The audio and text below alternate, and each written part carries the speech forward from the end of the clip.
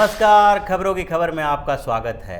चीन और भारत के बीच सीमा पर तनाव बरकरार है और चीन ने एक ऐसी धोखेबाजी के साथ भारतीय सेना पर हमला किया जिसका मुंहतोड़ जवाब देना जरूरी हो गया है। और प्रधानमंत्री नरेंद्र मोदी ने इसके लिए कमर कस ली है। उन्होंने एक तरफ तो भारतीय सेना को खुली छूट दे रखी है और चीन को बता दिया है कि किसी भी स्तर पर भारतीय राष्ट्रीय स्वाभिमान से समझौता नहीं किया जाएगा और चीन के साथ भी वैसा ही किया जाएगा जैसा पाकिस्तान के साथ किया गया। ऐसा नहीं है कि पाकिस्तान के साथ हमने वैसा व्यवहार किया और वहाँ पर सर्जिकल स्ट्राइक और एयर स्ट्राइक करके पाकिस्तान को मुंहतोड़ जवाब दिया, तो चीन के साथ ऐसा नहीं करेंगे। चीन के प्रति भी हमारा रुख, चीन के खिलाफ भी हमारा जो रवैया है बिल्कुल वैसा ही कठोर होगा। और इसके बाद दूसरे स्तर पर जो भारत ने यानी प्रधानमंत्री नरेंद्र मोदी ने एक्शन लेना शुरू कर दिया है, उससे चीन के अंदर हड़कंप मचा हुआ है। चीन की सेना एक तरफ सीमा पर उलझी हुई है तो दूसरी तरफ चीन के अंदर उसकी जो कंपनियां हैं वो घबराई हुई हैं। चीन के अंदर एक मंथन चल रहा है कि किस तरह से भारत के साथ जल्द से जल्द सीमा विवाद, जो सीमा पर तनाव चल रहा है, उससे छुटकारा पाया जाए, उसको समझौते के स्तर पर ले जाया जाए। और यही कारण है कि जब दोनों देशों के सेनाएं आपस में टकराई और झड़प हुआ तो उसके तुरंत बाद चीन के विदेश मंत्री वांग यी ने स्टेटमेंट जारी किया और बताया कि ये दुर्घटनावश हो गया है और चीन की सेना ने पहल नहीं की है। ये बहुत बड़ी बात है कि चीन इसे स्वीकार करने के लिए तैयार नहीं है कि चीन की सेना ने पहल की है। इसके लिए जो विदेश मंत्री स्तर की वार्ता हुई उसमें भी ये कहा गया कि चीन इसके लिए जिम्मेदार नहीं है और चीन ने ऐसा कुछ हरकत नहीं किया है। इसके लिए जांच होनी चाहिए, इन्वेस्टिगेशन होनी चाहिए कि आखिरकार ये मामला गड़बड़ कैसे हुआ, माहौल ख़राब कैसे हुआ। और अगर माहौल ख़राब करने के पीछे चीन के कुछ कमांडर का हाथ है तो उसको पनिश करने की बात भी भारत उठा रहा है चीन के सामने कि अगर चीन का राजनीतिक नेतृत्व सैन्य नेतृत्व पर दबाव डालने के लिए तैयार बैठा है, अगर वो स्वीकार करता है कि चीन ने गलती नहीं की है तो उसे ये जांच करवानी चाहिए। और उस जांच में अगर कोई सैन्य कमांडर गलत पाया जाता है तो भारत की मांग होगी कि उन सैन्य कमांडरों को पनिश किया जाए, उनके साथ वैसा ही व्यवहार किया जाए जो एक क्रिमिनल के साथ किया जाता है, वो क्राइम कहा जा सकता है। लेकिन दूसरे स्तर पर जो चीन के अंदर हड़कंप मचा हुआ है उसके दूसरे कारण हैं। वो कारण हैं भारत और चीन के बीच के संबंध जो खराब हुए हैं, जो सबसे खराब दौर से गुजर रहे हैं 1962 के बाद से। 1962 के बाद कुछ समय तक चीन और भारत के बीच का संबंध जो सबसे खराब हुआ था, उसके बाद जो पटरी पे आया है, जो 30-40 सालों में सबसे खराब दौर में चीन और भारत के बीच का संबंध आ गया है और भारत सरकार ने एक्शन लेना शुरू कर दिया है। चीन के निवेशक जो हैं, चीन की कंपनियां जो यहाँ पर निवेश करती है, उसके खिलाफ एक्शन की शुरुआत BSNL और रेलवे से शुरू की गई है। रेलवे ने उसके एक बड़े टेंडर जो करीब 500 करोड़ का था उसको रद्द कर दिया है। जो रेलवे का ट्रैक के निर्माण से लेकर सिग्नल मेंटेनेंस और दूसरी चीज़ें, ईस्टर्न जो फ्रेट कॉरिडोर है वहाँ पर 450 किलोमीटर के करीब का जो ट्रैक बनाना था, उसके सारे मेंटेनेंस से लेकर उसके सिग्नल मेंटेनेंस, इक्विपमेंट, सारी कंस्ट्रक्शन से वर्क तक एक Chinese company, Chinese railway tender company को दी गई थी और उस टेंडर को रद्द किया जा रहा है, जिसके बाद चाइना में हड़कंप मचा हुआ है।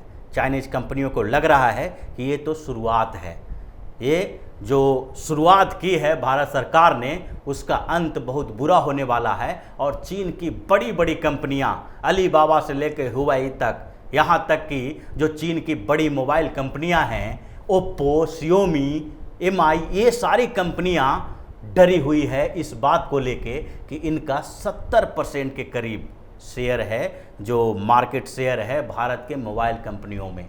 इन लोगों ने भारत के मोबाइल कंपनियों में अपना प्रसार किया था, तेज़ी से ग्रो किया है और हर जगह चाइनीज कंपनी के मोबाइल दिखाई पड़ते हैं, जिसके बदले अब भारत सरकार जो विचार कर रही है उसके कारण वो डरी हुई है, क्योंकि साउथ कोरिया की सैमसंग कंपनी पहले से ही भारत में अपना प्लांट बना चुकी है और फिर से सैमसंग एप्पल जैसी कंपनियों पर दांव लगाने की बात हो रही है और इन कंपनियों का जो मार्केट भारतीय बाजार में जो शेयर है वो धीरे धीरे घटना शुरू हो जाएगा। और इसलिए भारत और चीन के बीच जो तनाव है उसमें चीन के अंदर जो चीन के कम्युनिस्ट पार्टी के नेतृत्व है उसके खिलाफ आवाज़ उठने लगी है।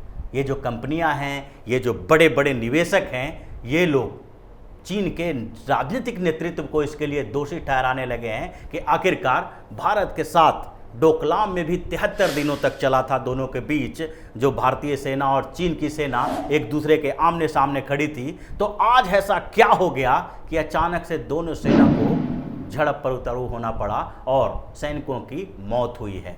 तो इस बात को लेकर चीन में हड़कंप मचा हुआ है और बीएसएनएल ने भी जो दूसरी कार्रवाई की है रेलवे के बाद, वो बीएसएनएल की तरफ हुआ है। बीएसएनएल अपना नेटवर्क है जो अपग्रेड करने वाला है, अपग्रेड कर रहा है। ये 4G नेटवर्क लगाने के लिए जो टेंडर दिया जा रहा था वो हुवेई को दिया जा रहा था और वो टेंडर में करोड़ों डॉलर का जो टेंडर है उससे अब बीएसएनएल बाहर निकलने वाली है। बीएसएनएल अपने सारे अपग्रेडेशन के लिए हुवेई को जो ठेका देने वाला था, वो सारे चाइना से जो इक्विपमेंट मंगाए जाने वाले थे, वो सारे टेंडर अब खत्म होंगे। अब या तो भारतीय कंपनी या फिर दूसरे मुल्कों से उसके अपग्रेडेशन का इक्विपमेंट मंगाया जाएगा और इस बात को लेकर भी परेशानी बढ़ गई है। हुवेई को पहले ही यूरोप में धक्का लग चुका है और ग्रेट ब्रिटेन ने, जो इंग्लैंड है, उसने कुछ समय पहले ही जो 5G नेटवर्क के लिए हुवेई से कॉन्ट्रैक्ट किया था उस पर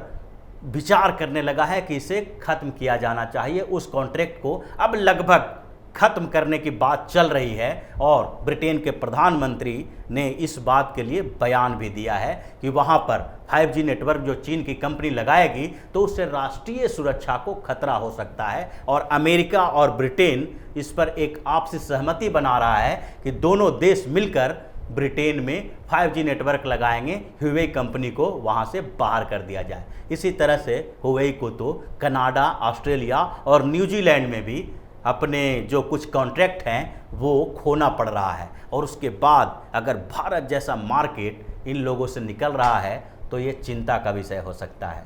जो भारत सरकार ने शुरुआत की है बीएसएनएल और रेलवे से, उसका प्रभाव सिर्फ यहीं तक नहीं सीमित रहेगा। इसके बाद अगला स्टेप जो होने वाला है वो टेक्नोलॉजी के क्षेत्र की दूसरी कंपनियों पर भी पड़ेगा, क्योंकि चीन और भारत के बीच 2014 के बाद संबंध तेजी से बढ़े हैं, बिजनेस रिलेशन तेजी से बढ़े हैं और चीन ने इस 2014 से 2020 तक 582 करोड़ डॉलर का निवेश भारत में किया है। अलग अलग सालों में उसने अलग अलग डील किया और उस समय चीन का निवेश भारत में हुआ। जैसे 2014 की बात करें तो 2014 में 5 डील हुए थे और 51 बिलियन डॉलर जो है 51 मिलियन डॉलर का निवेश भारत में चीनी कंपनियों ने किया था। इसी तरह 2015 में 959 मिलियन डॉलर का निवेश भारतीय कंपनियों ने किया और इसके लिए 14 डील किए गए।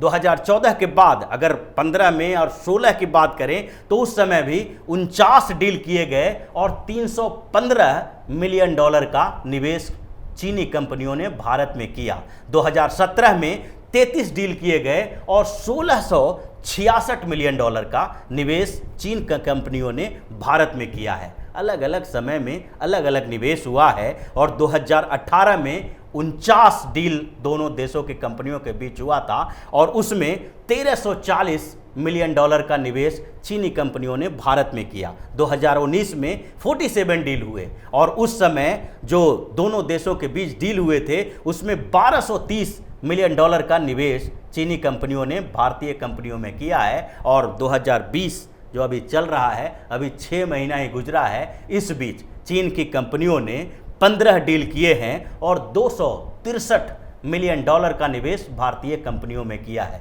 ये जो सारा निवेश है वो निवेश भारतीय कंपनियों में किया गया है और इसका टोटल लगभग 582 करोड़ डॉलर है। ये जो इतना बड़ा निवेश है वो फायदा कमाने के लिए किया गया है। भारत के जो स्टार्टअप कंपनियां हैं उसमें चीन की अलीबाबा जैसी बड़ी बड़ी कंपनियों ने निवेश कर रखा है। और उसके अंदर जो इस बात की चिंता सता रही है कि इन कंपनियों से हमारा धीरे धीरे निष्कासन होना शुरू हो जाएगा, क्योंकि भारत सरकार नियम टाइट करने वाला है, कड़े रुख अपनाने वाले हैं चीन के खिलाफ। और ये जो अभी कुछ समय तक अगर 2014-15 से बात करें, जो पिछले 5-6 सालों में चीन और भारत के बीच जो संबंध थोड़ा बेहतर हुआ था, उसमें चीन का निवेश भारत में बढ़ रहा था। हो सकता है इससे भारत को भी थोड़ा बहुत फ़ायदा हो रहा था दोनों के बीच के संबंधों का, लेकिन इससे सबसे ज़्यादा फायदा जो हो रहा था वो चीन को हो रहा है। और वो चीन अब इस बात से घबराया हुआ है कि भारत के करीब जो 26 यूनिकॉर्न कंपनियां स्टार्टअप्स हैं। यूनिकॉर्न स्टार्टअप का मतलब वो होता है कि जो एक कंपनी स्टार्टअप कंपनी है जिसका जो नेट वैल्यू है वो $1 बिलियन से ज़्यादा हो। तो वैसी कंपनियों में से 26 में से लगभग 16 ऐसी कंपनियां हैं जिसमें चीन का बड़े स्तर पर निवेश है। और इसके कारण चीन की कंपनियां चीन की अपनी ही सरकार के ऊपर दबाव बना रही है। और यही कारण है कि चीन के तरफ से बार बार अब समझौते की बात की जा रही है, क्योंकि चीन समझ रहा है कि एक तो सैन्य फ्रंट पर और दूसरे आर्थिक फ्रंट पर, दोनों जगह पर हमारी हार निश्चित है। क्योंकि सैन्य मामलों में भी चीन बहुत बेहतर स्थिति में नहीं है।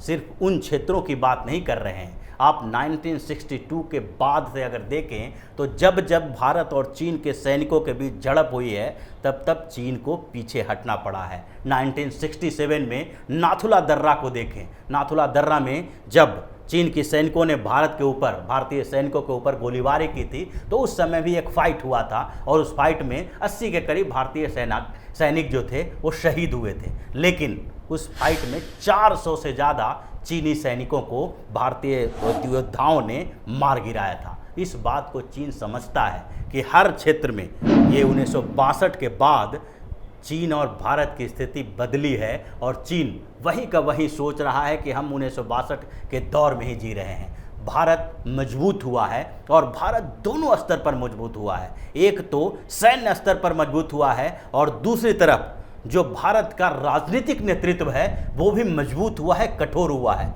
अब वर्तमान सरकार किसी भी स्तर पर चीन के दबाव में आने वाली नहीं है, क्योंकि सारे लोगों को पता है कि चीन ऐसे छोटे स्तर पर झड़प होती है, उन झड़पों के करके ही चीन चाहता है कि दूसरे देश पर दबाव बना ले। लेकिन इन छोटे मोटे झड़पों से कोई फर्क नहीं पड़ने वाला है। भारतीय सेना पूरी तरह से तैयार है चीन को हर तरह से जवाब देने के लिए। और दूसरी तरफ प्रधानमंत्री नरेंद्र मोदी सेना के मनोबल को बढ़ाने के लिए चीन को दूसरे स्तर पर यानी डिप्लोमेटिक और आर्थिक तौर पर कमज़ोर करने की पूरी कोशिश में लगे हुए हैं। और जो 1-2 खबरें जो आ रही है वो इसकी शुरुआत है, जिससे चीन के अंदर घबराहट हो गई है, हड़कंप मच गया है और चीन में आंतरिक तौर पर ही खलबली मची हुई है कि राजनीतिक नेतृत्व पहले सेना को देखे या वहाँ के बड़े बिजनेसमैन को। तो इसी तरह की खबरों के साथ फिर से हाजिर होंगे, तब तक के लिए बने रहिए हमारे साथ और देते रहिए हमें सहयोग, ताकि इसी तरह की खबर हम आपके लिए लाते रहें। धन्यवाद।